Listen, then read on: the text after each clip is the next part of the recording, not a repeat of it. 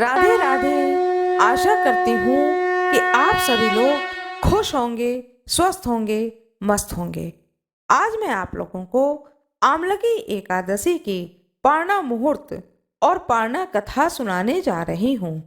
जो कोई भी एकादशी के पारना की कथा को सुनता है, उसे एकादशी के व्रत का पूर्ण फल प्राप्त होता है। आइए जानते हैं एकादशी की पारना का शुभ मुहूर्त। फाल्गुन मास के शुक्ल पक्ष में पड़ने वाली इस एकादशी को आमलकी एकादशी के नाम से जाना जाता है। आज के दिन ही भगवान श्री विष्णु ने ब्रह्मा जी को उत्पन्न किया था। साथ में आंवले के वृक्ष को भी जन्म दिया था। आंवले के वृक्ष का जन्म इस पृथ्वी लोक पर आज के दिन होने के कारण ही इस एकादशी को आमलकी एकादशी के नाम से जाना जाता है। आंवले का वृक्ष भगवान श्री हरि विष्णु को अत्यंत प्रिय है। आंवले का फल, आंवले का वृक्ष, आंवले की टहनी कहा जाता है। इन सभी स्थानों पर भगवान श्री हरि विष्णु का निवास स्थान है। आमलकी एकादशी के दिन भगवान श्री हरि विष्णु की पूजा आंवले के वृक्ष के नीचे करनी चाहिए। एकादशी व्रत का नियम 10वीं तिथि से आरंभ हो जाता है। 10वीं तिथि पर एकादशी के नियम का पालन किया जाता है। एकादशी के दिन एकादशी के व्रत को धारण किया जाता है और द्वादशी तिथि पर एकादशी के व्रत का पारना किया जाता है। पारना का शुभ मुहूर्त है प्रातः काल 8 बजे से लेकर 9 बजे तक। ब्रह्म मुहूर्त में उठकर स्नान ध्यान करके सूर्य भगवान को अर्घ देने के बाद में भगवान श्री हरि विष्णु के विधिवत पूजन करके ब्राह्मण देवता को भोजन कराकर व्रत का पारना करना चाहिए। यदि ब्राह्मण देवता न मिल पाए तो सीधा अवश्य ही निकाल दें। सीधे के साथ में आंवले का भी दान करना चाहिए। पारना करते समय तुलसी दल को ग्रहण करना चाहिए और आंवले का ग्रहण अवश्य ही करना चाहिए।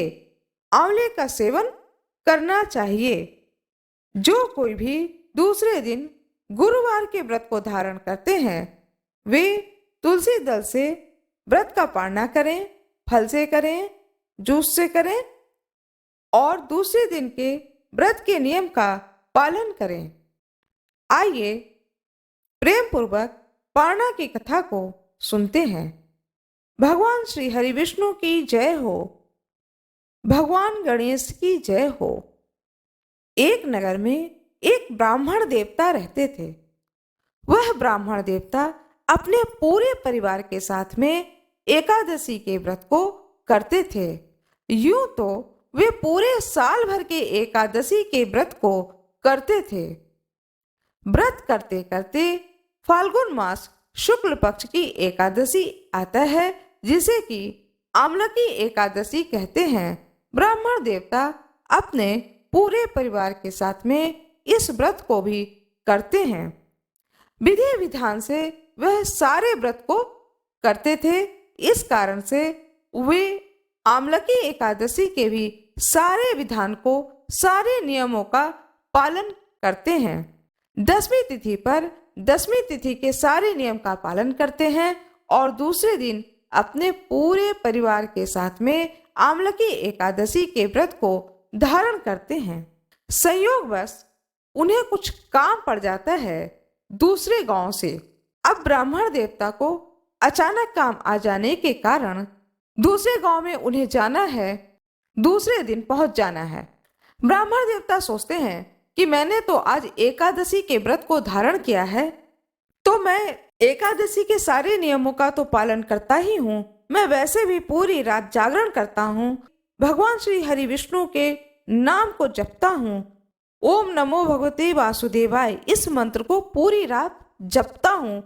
तो मैं इन्हीं के नाम को लेता हुआ रात में चलूंगा और पूरी रात चल करके दूसरे गांव में पहुंच जाऊंगा और प्रातः काल दूसरे गांव में पहुंच करके प्रातः काल ब्रह्म मुहूर्त में उठ करके वहीं पर स्नान ध्यान करके वही गांव के मंदिर में भगवान सूर्य को अर्घ देकर भगवान श्री हरि विष्णु के पूजन करके वहीं पर मैं व्रत का पालना कर लूंगा और जो भी गांव में काम है उस कार्य को निपटा करके शाम तक घर अपने वापस आ जाऊंगा। इस विचार को अपनी पत्नी से बताते हैं और कहते हैं कि आज मैं शाम को दूसरे गांव को जाऊंगा, तुम अपने घर के दरवाजे को अच्छे से बंद कर लेना, घबराना नहीं, परेशान ना होना।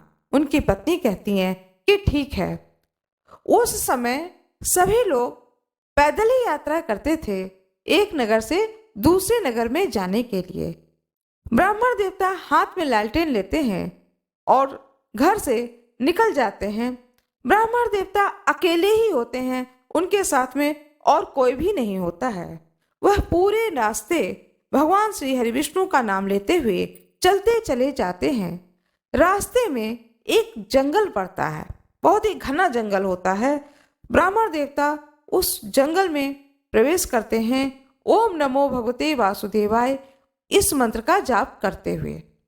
जब वह उस जंगल के बीच में पहुंच जाते हैं तो ब्राह्मण देवता को बहुत तेज की प्यास लगती है। इधर उधर चारों ओर देखते हैं तो देखते हैं ब्राह्मण देवता कि बड़ा ही घना अंधेरा है और वह अकेले ही हैं, उनके साथ में कोई है भी नहीं। ब्राह्मण देवता जब चारों ओर देखते हैं तो देखते हैं कि एक कुआं है। उस कुएं पर जाते हैं और सोचते हैं कि अरे इस कुएं से जल निकाल लिया जाए तो मैं पानी पी सकता हूँ। ऐसा सोच करके ब्राह्मण देवता उस कुएं से पानी को निकालते हैं और बैठ करके उसी जगह पर पानी पीते हैं, हाथ पैर मुंह धुलते हैं क्योंकि बहुत ही थक चुके होते हैं ब्राह्मण देवता। जब वह पानी पी रहे होते हैं उसी समय उनके सामने कुछ दूर पर एक व्यक्ति खड़ा होता है। ब्राह्मण देवता की निगाह उस व्यक्ति पर पड़ती है तो ब्राह्मण देवता उस व्यक्ति से पूछते हैं, तुम कौन हो भाई और इस घने जंगल में तुम यहाँ पर क्या कर रहे हो? तब वह व्यक्ति कहता है कि मैं कोई मनुष्य नहीं हूं। ब्राह्मण देवता कहते हैं, दिख तो तुम मनुष्य ही रहे हो और तुम कह रहे हो कि तुम मनुष्य नहीं हो। तब व्यक्ति कहता है कि मैं प्रेतराज हूं और हे ब्राह्मण देवता, आज आपने आमलकी एकादशी के व्रत को धारण किया है। आपके दर्शन मात्र से ही मैं इस योनि से मुक्ति पा जाऊंगा। आज के बाद अब मैं इस योनि में नहीं रहूंगा, मैं श्री हरि विष्णु के लोक को सीधे चला जाऊंगा। यह सुन करके वह ब्राह्मण देवता कहते हैं कि चलो बहुत अच्छी बात है कि तुम्हें मुक्ति मिल जाएगी। वह प्रेतराज कहता है कि महाराज मुझे तो मुक्ति मिल जाएगी, लेकिन जो मेरे साथी गण हैं उन्हें भी मुक्ति मिल जाती तो मुझे बहुत ही खुशी होती। मैं अब श्री हरि विष्णु के धाम को नहीं जाऊंगा बल्कि अपने मित्रों के साथ इसी स्थान पर रहूंगा। तब ब्राह्मण देवता कहते हैं कि उन्हें मुक्ति क्यों नहीं मिलेगी, और पहले तुम ये बताओ कि तुम इस योनि में आ कैसे गए। तब वह प्रेतराज बताता है कि हे ब्राह्मण देवता, मैं पूर्व जन्म में एक व्यापारी था, दिन रात व्यापार में संलग्न रहता था, किसी भी प्रकार का कोई भी व्रत नहीं करता था, कोई दान नहीं करता था, कोई भी पुण्य का कार्य नहीं करता था, सिर्फ मेरा ध्यान रहता था व्यापार करने में। दान पुण्य के अभाव के कारण और व्रत न करने के कारण मैंने कुछ भी पुण्य कर्म नहीं किए, इस कारण से मैं इस योनि को प्राप्त हो गया। और जो मेरे साथ में हैं वे लोग पूर्व जन्म में बुरे कर्म किए, सदकर्म तो किए नहीं, साथ में बुरे कर्म किए, जिसके कारण वे लोग भी इस योनि में आ गए हैं। यदि आप कृपा कर दें तो हे ब्राह्मण देवता, ये सभी लोग इस योनि से मुक्ति पा सकते हैं। ब्राह्मण देवता कहते हैं कि मैं ऐसा क्या कर सकता हूं जिससे ये लोग इस प्रेत योनि से मुक्ति पा सकें। तब वह प्रेतराज कहता है, हे ब्राह्मण देवता, यदि आप इनके गोत्र का नाम लिख लें और गया तीर्थ में जाकर के इनका तर्पण कर दें तो ये लोग इस योनि से मुक्ति को प्राप्त हो जाएंगे। साथ में आपको बहुत ही आशीर्वाद देंगे जिससे आपका शुभ होगा। ब्राह्मण देवता दयालु स्वभाव के होते हैं। वह कहते हैं कि यदि मेरे इतना करने से किसी को मुक्ति की प्राप्ति हो जाती है तो मैं इस कार्य को अवश्य ही करूंगा। इस तरह से प्रेतराज ने उन सभी जो उनके साथी लोग होते हैं उनके कुल और गोत्र का नाम ब्राह्मण देवता को बता देते हैं। ब्राह्मण देवता उन सभी को आशीर्वाद दे करके दूसरे नगर की ओर चल देते हैं। दूसरे नगर में पहुंच करके आराम करते हैं। फिर प्रातः काल ब्रह्म मुहूर्त में उठ करके स्नान ध्यान करके भगवान सूर्य को अर्घ देने के बाद में भगवान श्री हरि विष्णु के मंदिर में जाकर उनकी पूजा करते हैं और फिर व्रत का पालना करते हैं।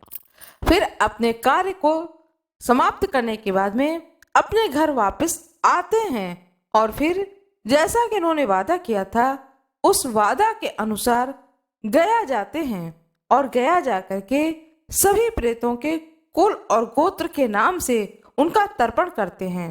तर्पण करने से उन सभी की मुक्ति हो जाती है। वे सभी स्वप्न में आकर के ब्राह्मण देवता को आशीर्वाद देते हैं और कहते हैं कि हे ब्राह्मण देवता, आपके कारण आज हमें इस योनि से मुक्ति हो गई है। और ब्राह्मण देवता को प्रणाम करके वैकुंठ धाम को चले जाते हैं। भगवान श्री हरि विष्णु की जय हो।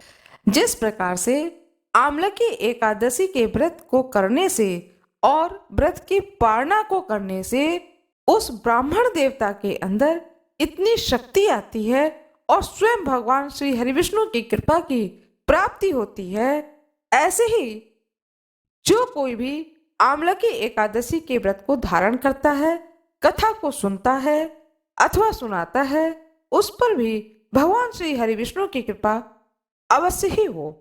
आशा करती हूँ कि आप सभी लोगों को यह कथा बहुत ही अच्छी लगी होगी।